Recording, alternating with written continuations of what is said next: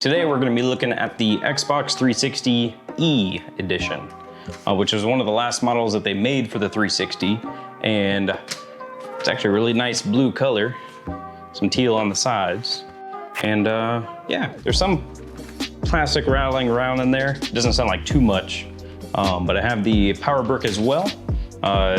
360s, their power bricks have known to be overheating and everything like that, so I will be opening up this to get any dust out, make sure that that fan in there is pretty clean, and once that's done, then I'll hop over to the 360, bust that down, put some new thermal paste, and make sure it's all clean.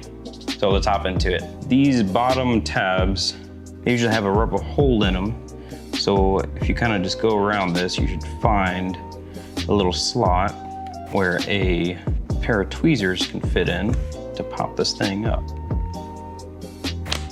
And finally found it. Right there. There's like a little hole right in the side of it.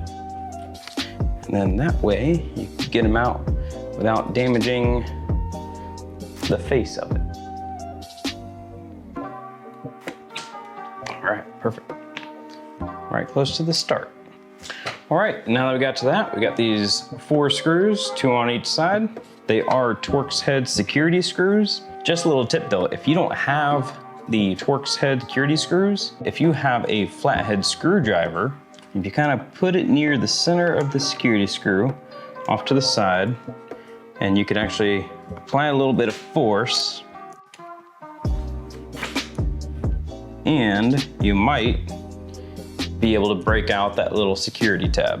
And in that case, you could just get a standard Torx head bit and you should be good to go. Yeah, Xbox has been known to mostly use Torx head 10 and 8. Usually if you just have those two, you can get into just about any component for the Xbox. But they do actually sell these little kits at Lowe's that I've seen, where it's just like a electronic repair kit, and they sell it, it's by Cobalt. They just have this kind of hanging up on one of the side racks, or one of the racks off the little plastic clips, and there you can get some security head screws, and it's just a nice little kit. And not too sure on the price. It's probably way more than what it should be. But alternatively, what I've been using is just the iFixit kit. It has every little screw tip I need to get into any console, including Nintendo's consoles, because they design their own specific head for all their own screws. All right, so now with those 4 released, you should be able to pull up on this. All right. Now just keep in mind, the fan is on this side. So we got a wire, a power wire right there, disconnected. Usually the innards of the power supply don't get too dusty. It's usually just the fan that gets dusty. So inside here we have 3 screws. We got one here, here, and here. There's the smaller ones. These 2 bigger ones hold in the actual fan. So we want to get the 3 smaller screws out first. Well, this screw seems to be giving me an issue. I'm trying different flatheads now. See if I get a different grip, which I did. Just gotta work it. Head stripped a little bit, but I just used a flathead to get deeper down into it, and it was actually able to come out, no issue. Now we have access to the fan, which actually does not look too bad. Instead of taking out these 2 screws for the whole thing, I don't need to get to the bottom because it's closed in all around, but I will be taking out these 4 screws on the top here. And that'll give me access to all of the innards of the fan, so that way I can make sure that it's clean. These screws are a little bit longer, and then this little top plate comes up. And that way we can get that fully cleaned out. And for that, because we don't need too much, what I can use is my handy dandy vacuum. Because I bought this little hose mini tip extension with little bristles on the end. They're soft, so they're good for electronics. And I got myself a DeWalt shop vac so I could use it for batteries if I need to clean on the go. Or I can just plug it in so that way I don't have to waste my batteries. So I'm gonna clean this up real quick.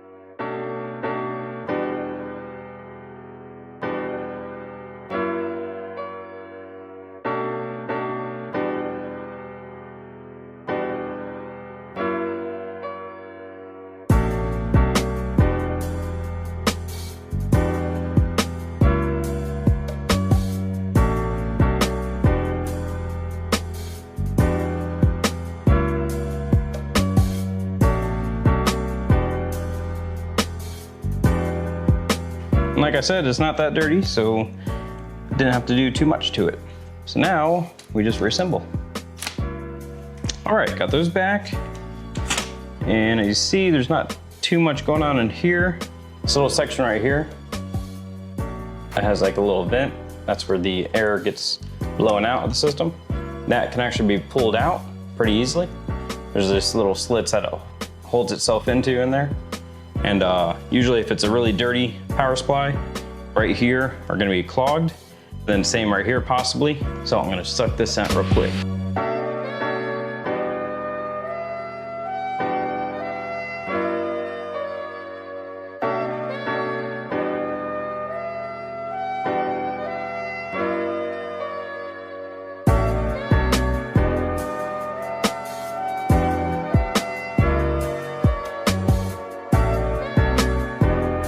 And again, sometimes being dusty is not always going to be your biggest issue.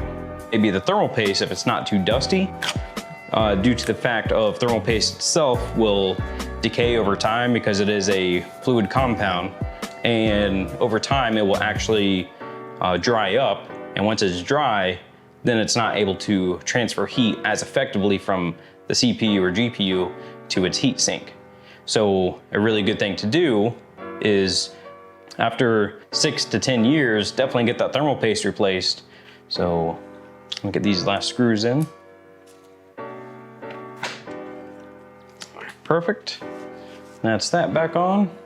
That fitted in. That's fitted back in. And just like taking it off, we're gonna put it right back on. Nice and snug. Then when putting this back on, you're going to just want to pay attention to the rubber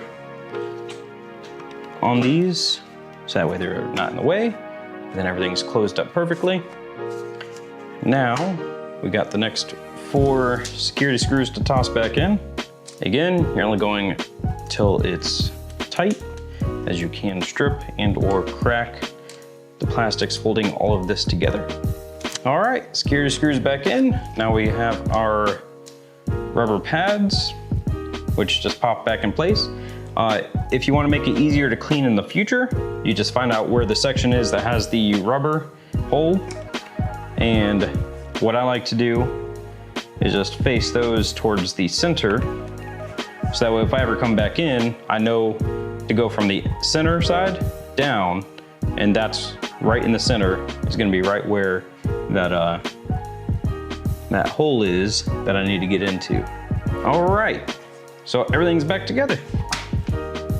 Now what I like to do when I get everything back together is then I clean the outside, the exterior. Once I'm inside the device, dust as I clean it out will come out and will make my desk dirty, which in turn would be, as I'm messing with parts on it, will get the parts dirty. So that's why I take everything apart, clean it all, make sure it's working, and then once all that's done, then I clean the outside. And when cleaning, I'm just using some isopropyl alcohol. Ooh, look at that. Paint scratches on there. I just cleaned that bottom half, and look at that top half. Watch this. Just some alcohol. Boom. Thing looks brand new. Now I got like this little metal spatula here. I like to get that to get into crevices. I just wrap it around the tip. I can get right in these little creases to get any dust and dirt out. And also works perfect for this.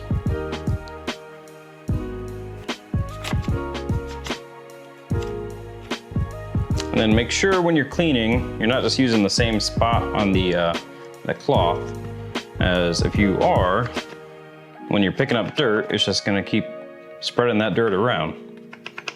So always change it up every now and again, depending on how dirty the area is that you're working on. So that way, as you clean it, you always got a new space to work with. All right, perfect. And just to run down the cable, get any other dust and debris off. And there we have it.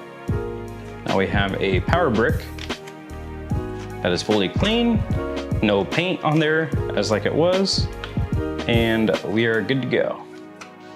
And with that, let's just now hop over to the Xbox. All right, so to start, let's get the hard drive out. There's just a little tab over here. The whole thing.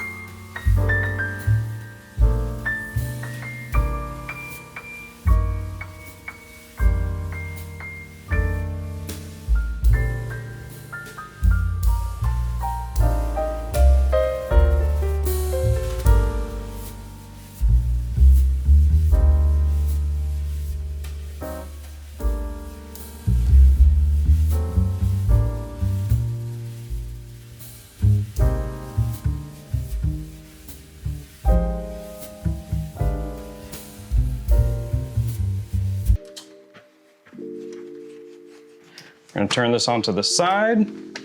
There's a little yellow circle there. Gotta get a very long piece of metal, a long thick paper clip if you can find it. And you're just gonna push it in there. CD drive pops out. It's perfect. Oh, look what we found. We found Nemo.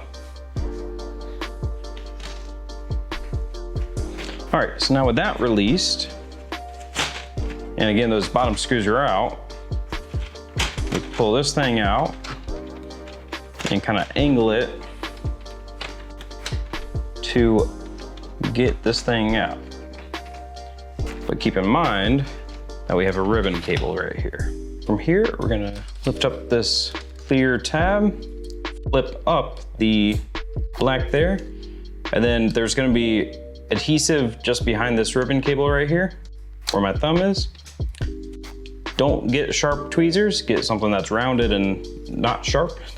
And you're gonna try to shove it underneath the cable. And then once you break it free, then you can just pull the ribbon cable right out. Now our lid should pull right off. There's a little tab right here that's at an angle. So if you're to lift it all the way up, before that, it's going to get caught with it and it'll break that little tab off. That tab just helps hold it into position here. So with that, you're gonna try to lift up on here, angle it out, and that way it pops it right off. Now you have access to the bottom of this and all of this. So with that, again, it's not too dusty. So I will get that wipe down real quick on the inside.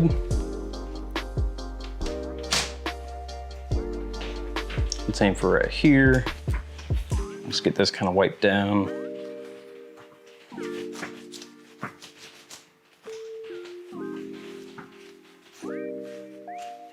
And we are good.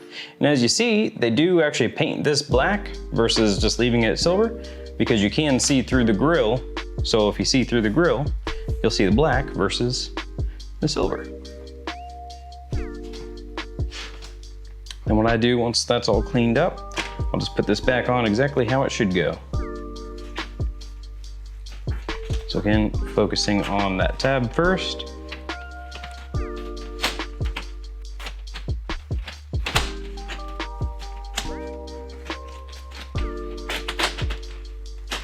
Now it's back in place and we're good to go.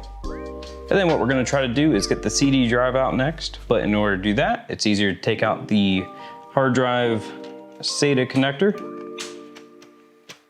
So that's just this big flat screw right here. Taking that out. This just lifts straight up.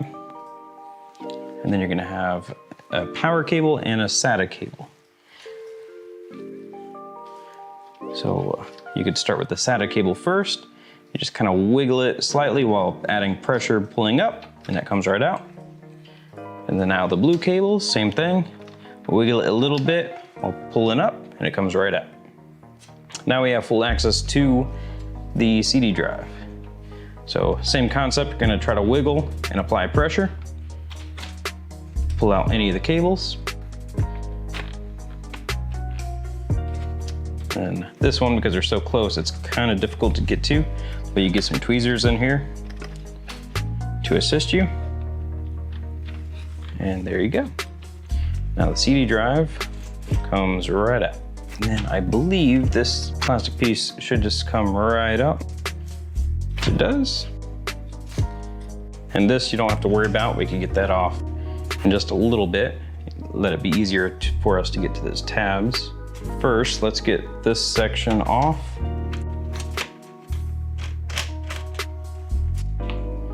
So that's one there. By taking out that one screw, this whole section can lift up. So now that's out of the way. Let's try to get the hard drive out of the way now.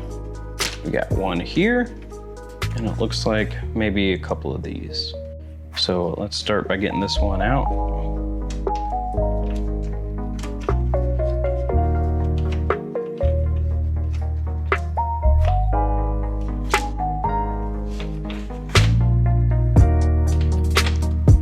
this one.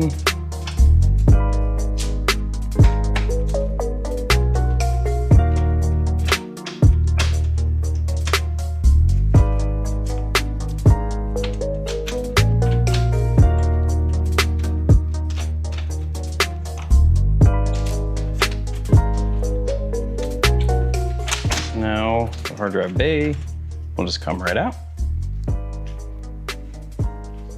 And what also we could go ahead and do is get the fan off. From here, we could just get a standard Phillips head.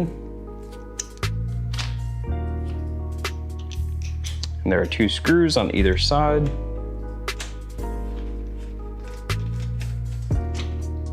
And these ones are actually with a point on them, so they're pretty easy to tell which ones they are.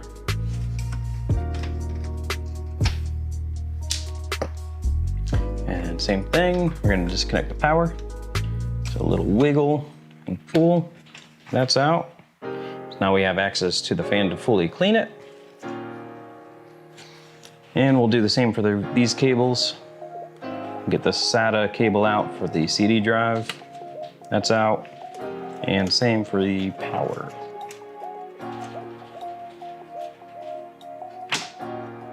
And now those are out. Okay, at this point, that's when I like to take off the IO plate back here. There are little tabs on the sides here. You just get some tweezers to assist.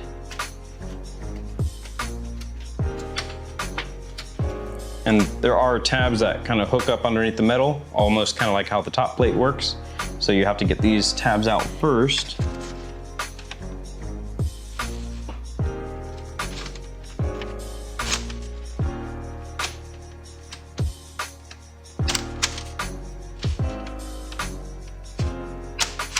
Okay, so now those 2 are released. One's on the very bottom and one's on the side here. And then now you kind of lift up and pull down, and that's how you release that.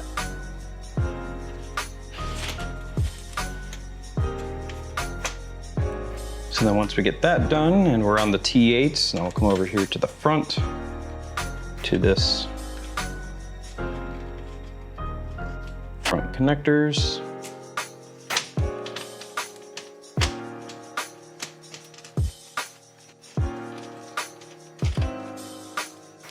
Are those 2 screws, and do keep in mind that this cable over here is also attached to the frame, which I will get off by scraping underneath of it.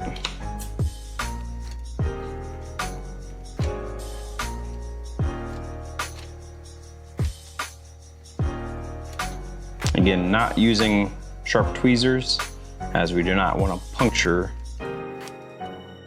this ribbon cable.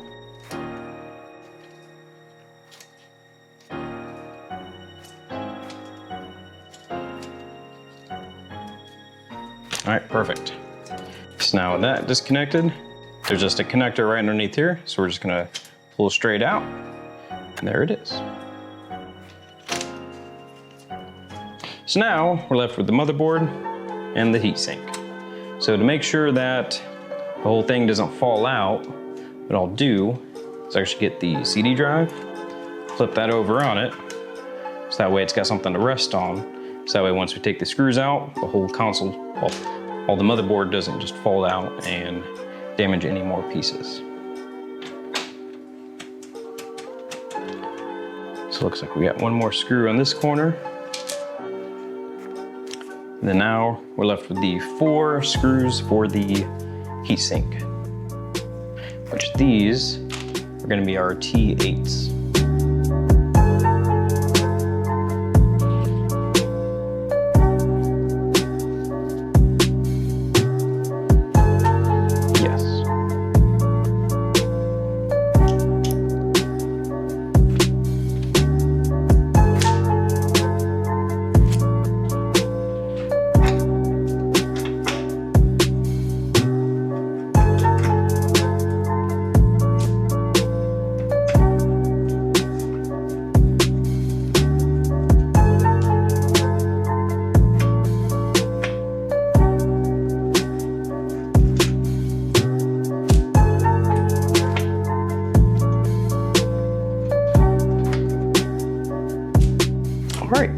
the screws out from the bottom.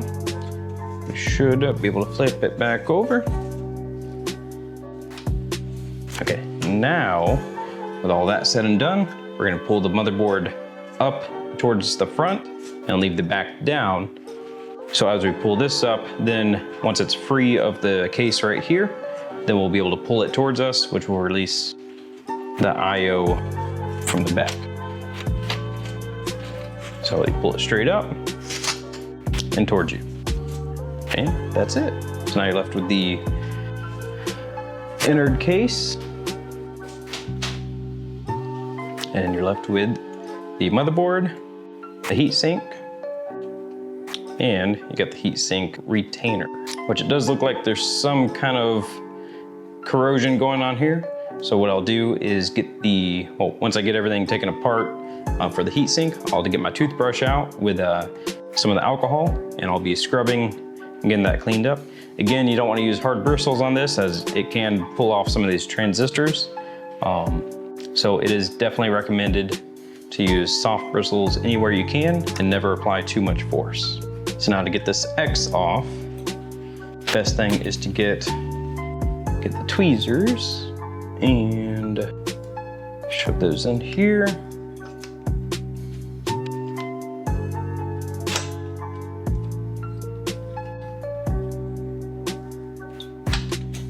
Just gonna pry everything out.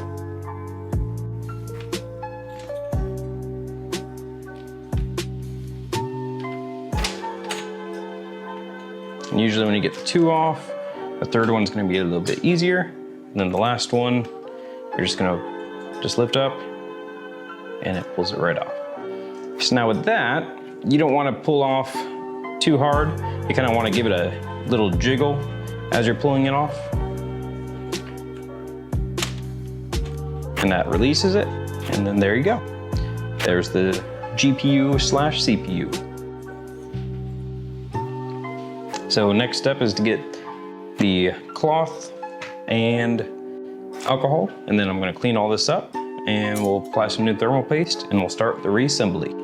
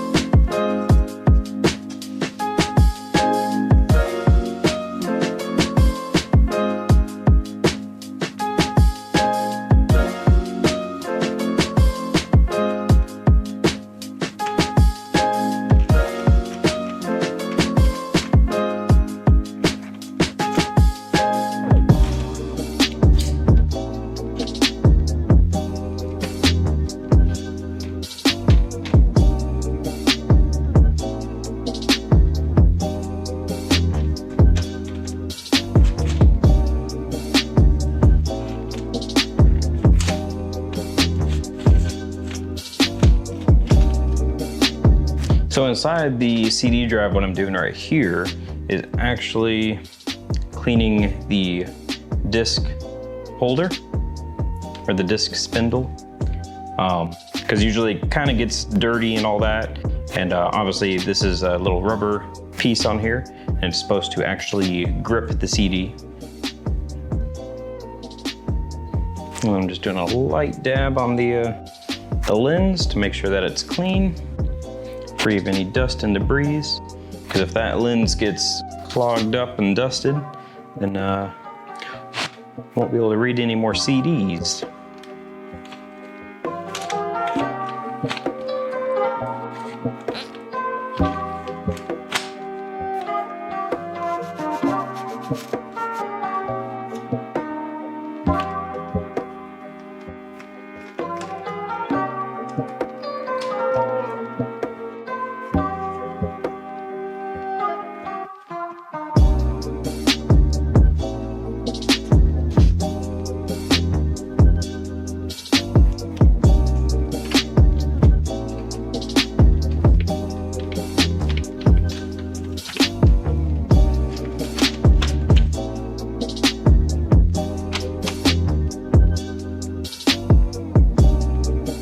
Almost done, but I want to check the power button on this thing, because they did say that it was sensitive.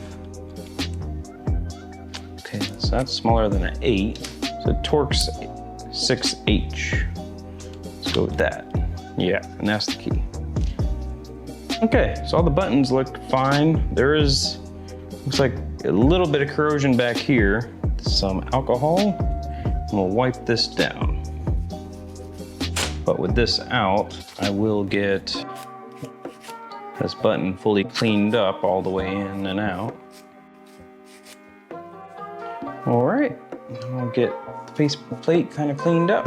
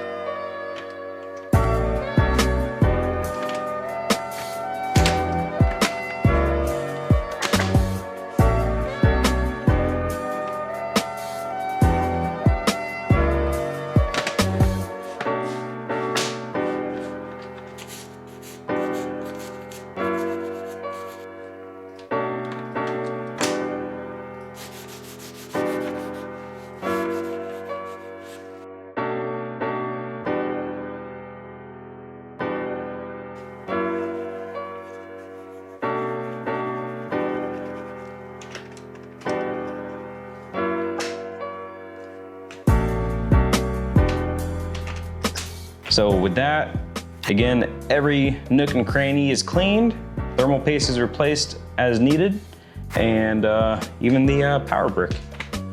Does it power on? Let's find out. All right, got the orange light on the power brick for standby. Now, let's see if it turns on.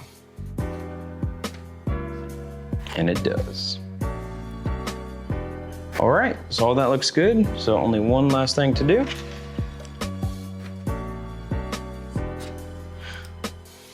Let's put Nemo back home. And now we're done. All right, well, I hope you enjoyed the little video. Again, if you want this done for your console, any console, $40. If you're interested, just message me and I'll get right back to you.